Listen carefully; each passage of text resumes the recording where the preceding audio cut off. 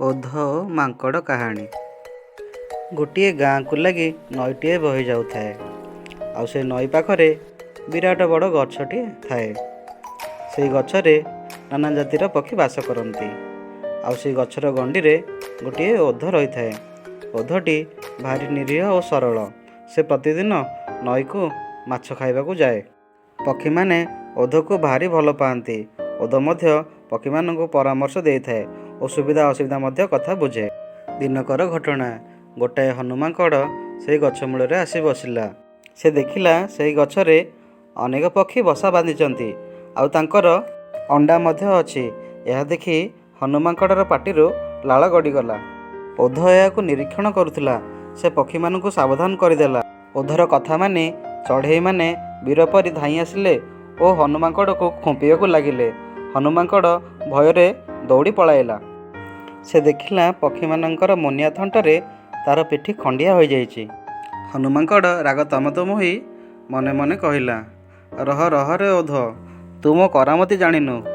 ତୋରି ଶିକ୍ଷା ପାଇ ପକ୍ଷୀମାନେ ଆଜି ମୋ ଦେହରୁ ରକ୍ତ ଝରେଇଦେଲେ। ତୋତେ ଆଗ ପାନି ଦେବି, ତାପରେ ଯାଇ ପକ୍ଷୀମାନଙ୍କ କଥା ବୁଝିବି। କିଛି ଦିନ ଗଡ଼ିଗଲା। ମାଙ୍କଡ଼ ସୁଯୋଗ ଖୋଜୁଥିଲା ଓଧକୁ କିପରି ସେ ପାନି ଦେବ। ଏହି ସମୟରେ କଳା ନାଗ ସାପଟାଏ ତା ପାଖ ଦେଇ ଗଲା। ହନୁ କହିଲା, ନାଗ ଭାଇ, କୁଆଡ଼େ ଯାଉଛ? ସବୁ ଭଲ ତ?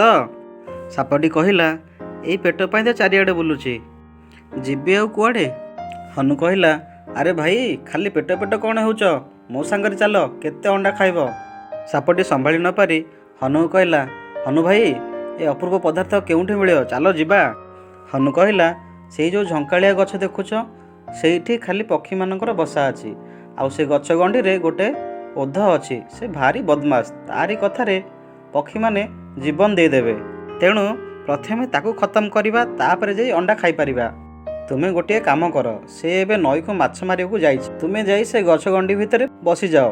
ସେ ଆସିଲେ ମୁଁ ତୁମକୁ ଜଣେଇଦେବି। ସେ ଆସିବା ମାତ୍ରେ ତାକୁ ଚୋଟ ମାରିବ, ଆଉ ଘର ମଧ୍ୟ ଗୋଟେ ପାଇଯିବ, ଅଣ୍ଡା ବି ଖାଇବ। ସେମାନେ ଦୁହେଁ ଗଛ ପାଖରେ ପହଞ୍ଚିଗଲେ।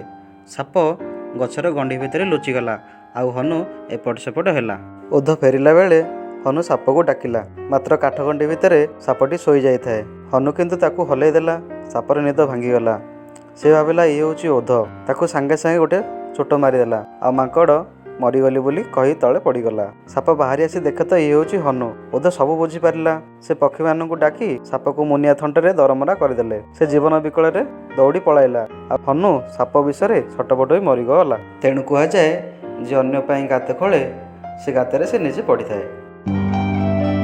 ଭିଡ଼ିଓଟି ଯଦି ଆପଣଙ୍କୁ ପସନ୍ଦ ଲାଗିଥାଏ, ତାହେଲେ ଭିଡ଼ିଓଟିକୁ ଲାଇକ୍ କରିବେ, କମେଣ୍ଟ କରିବେ, ସେୟାର କରିବେ ଏବଂ ସବସ୍କ୍ରାଇବ୍ କରିବାକୁ ଜମାରୁ ଭୁଲିବେନି। ରହିଲି, ଜୟ ଜଗନ୍ନାଥ।